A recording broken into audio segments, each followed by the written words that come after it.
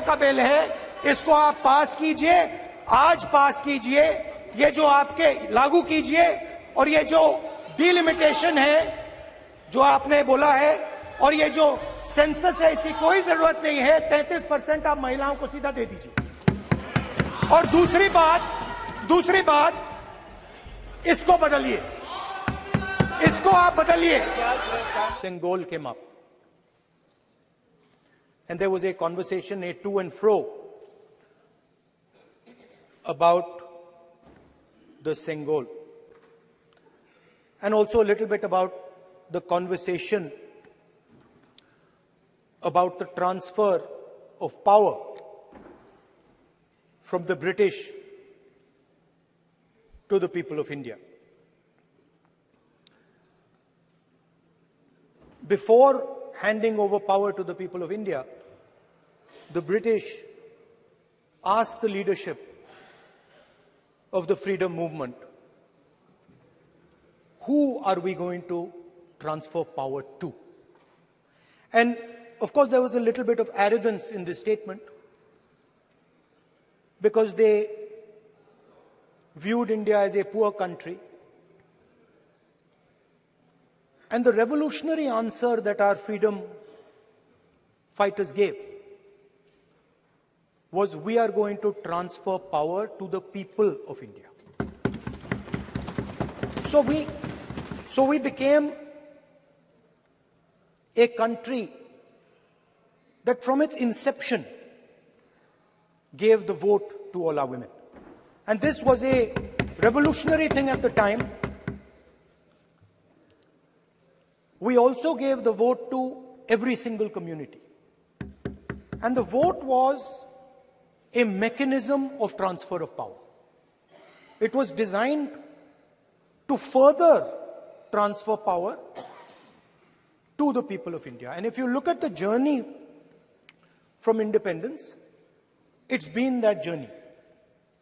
It's been a constant transfer of power, more and more and more power to the people of India, on one side. And on the other side, the counter idea, that take away power from the people of India.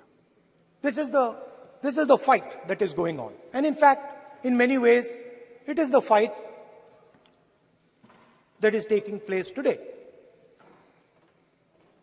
Huge step forward in the transfer of power to the women of India was Panchayati Raj, where they were given reservation and they were allowed to enter the political system at scale. And this is another step. It's a big step. It is not a small step. And I'm sure everybody in this room, the treasury benches, the opposition, everybody agrees that this is a very important step for the women of our country. They fought for independence. They are as capable as any man, in many ways more capable, and should be given as much space as they possibly can be given. There is one thing, in my view, that makes this bill incomplete. I would like to have seen OBC reservation included in this bill. I think it is very important that a large chunk of India's population, large chunk of India's women should have access to this reservation. And that is missing in this bill. There are also two things that seem strange to me. One is the idea that you require a new census to implement this bill. And the second is that you require a new delimitation to implement this bill. In my view, it is quite simple. This bill can be implemented today by giving 33% of the seats in the Lok Sabha and the Vidhan Sabha to India's women. And so I wonder if this is not designed to push the ball forward. To push the ball forward 7, 8, 9 years, and then let this thing play out the way it does. I know my friends tend to like to take the attention of people away from other issues. You know, there is, of course, the Adani issue, which is they always want to take the attention away. But there is another, I would like to say that. One of the things that, this is quite a nice building. Nice peacocks. Nice peacock feathers on the ground. Nice peacock feathers in the chair. It's a nice, tasteful building. But frankly, I would have liked to see the President of India in this process. The President of India is a woman. She represents the tribal community, and it would have been befitting to have her visible in this transfer from one house to the other. So one of the things that the government likes to distract from, of course, is Mr. Adani. And there is another thing that the government likes to distract everybody from. And that thing is called the caste census. For some reason, and I don't quite understand what this reason is, the moment the opposition raises the issue of caste census, the BJP tries to create a new distraction, a new sudden, event, so that the OBC community and the people of India look the other way. In my research for this speech, I took a look at the different institutions that define how our country moves forward. There are many. There is the Lok Sabha, Rajya Sabha, Vidhan Sabhas. There is the bureaucracy. There is the press. And there's the judiciary. And I looked with an eye to understand what is the participation of the OBC community in these institutions. मतलब हमारे जो institutions हैं उनमें OBC की भागीदारी कितनी है, ये सवाल मैं पूछ रहा था और मैंने अलग अलग इंस्टीट्यूशंस में थोड़ा रिसर्च किया. जो सेंट्रल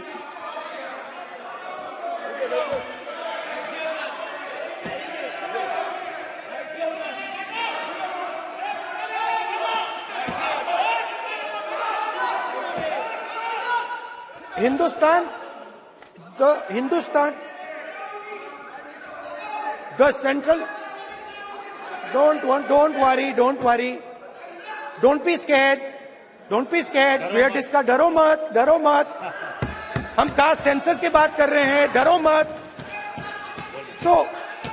तो मैंने, I checked, simple thing I did. I said, look, what is the most important set of people in the government of India? The people who define how this country is governed. Of course, Lok Sabha and Vidhan Sabha, but beyond that, they are the 90 secretaries of the government of India. 90 people, secretaries, are responsible for managing the core of the government of India. And I asked myself the question, how many of the 90 people come from the OBC community? And I was shocked and shattered by the answer. मैंने ये सवाल पूछा कि ये जो 70 secretary हैं, 90 secretary हैं, ये जो हिंदुस्तान की सरकार को चलाते हैं, जो बजट को चलाते हैं, इनमें से ओबीसी कितने हैं? नरेंद्र मोदी जी प्रधानमंत्री हैं, ओबीसी के लिए काम करते हैं। मैंने ये सवाल पूछा। मैं आपको जवाब देना चाहता हूं, हिंदुस्तान के सेक्रेटरीज 90 में से सिर्फ 3 ओबीसी से हैं।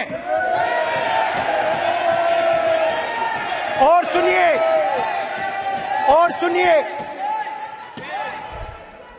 सुनिए, नहीं घबराइए मत, डरो मत।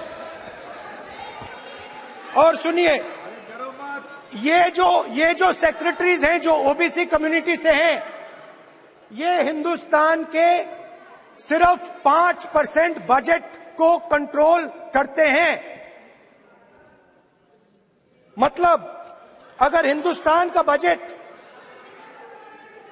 44 लाख करोड़ का है, तो ये 2.47 लाख करोड़ मतलब 5% कंट्रोल करते हैं। और सुनिए, मैं कर रहा हूं, मैं वहीं आ रहा हूं।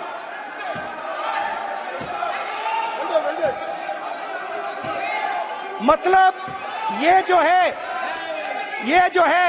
ओबीसी की बात नहीं सुनना चाहते, ओबीसी की बात नहीं सुनना चाहते, ओबीसी की बात नहीं सुनना चाहते, ओबीसी की बात नहीं सुनना चाहते।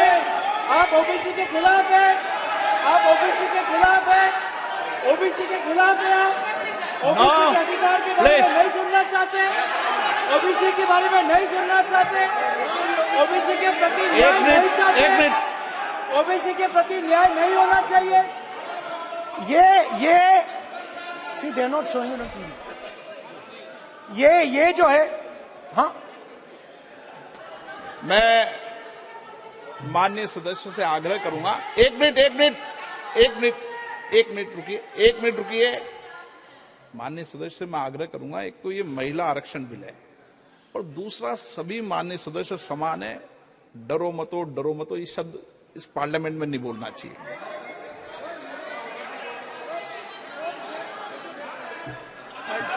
सर, ये जो डिस्कशन है, sir, speaker sir, this discussion,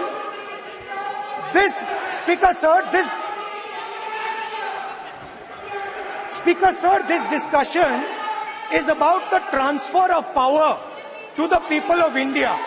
The women being one group of the people of India and the OBC community being another group of the people of India. And I am elaborating that the OBCs, who number a huge percentage, have 3% of the 90 secretaries of this country and control and define 5% of India's budget. This is an insult and a shame to the OBC community. ये OBC community का अपमान है। तो सवाल उठता है कि इस देश में कितने ओबीसी हैं, कितने दलित हैं, कितने आदिवासी हैं, और उस सवाल का जवाब सिर्फ कास्ट सेंसस से मिल सकता है। तो मेरा सरकार को एक सुझाव है, सबसे पहले ये जो महिला का बिल है, इसको आप पास कीजिए, आज पास कीजिए, ये जो आपके लागू कीजिए, और ये जो डिलिमिटेशन है जो आपने बोला है, और ये जो सेंसस है, इसकी कोई जरूरत नहीं है। 33% आप महिलाओं को सीधा दे दीजिए। और दूसरी बात, इसको बदलिए, इसको आप बदलिए। कैमरा नहीं है सर, कैमरा नहीं है, आपको ही दिखाएंगे सर, पूरा भाषण में आपको ही दिखाएंगे। ये आप बदलिए। ये जो लिस्ट है, ये ओबीसी समाज का अपमान है। 90 लोग हिंदुस्तान के सेक्रेटरी हैं, उनमें से 3 लोग ओबीसी समाज के हैं, 5% बजट को कंट्रोल करते हैं। तो जल्दी से जल्दी आप कास्ट सेंसस कीजिए। जल्दी से जल्दी जो हमने कास्ट सेंसस किया था उसका डेटा आप रिलीज कीजिए, और अगर आप नहीं करेंगे तो हम कर डालेंगे। Thank you. माननीय गृह मंत्री जी।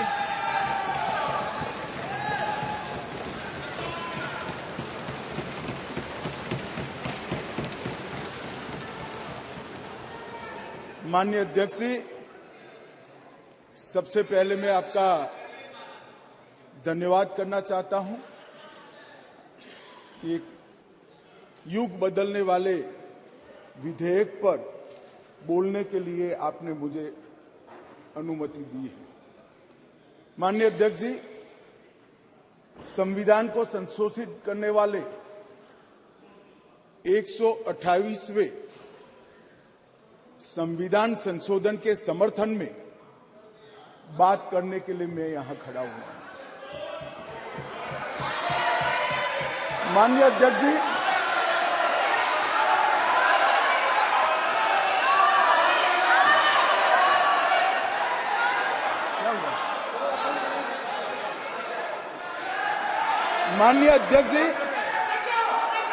जिसको जाना है जाने दो, मत करिए।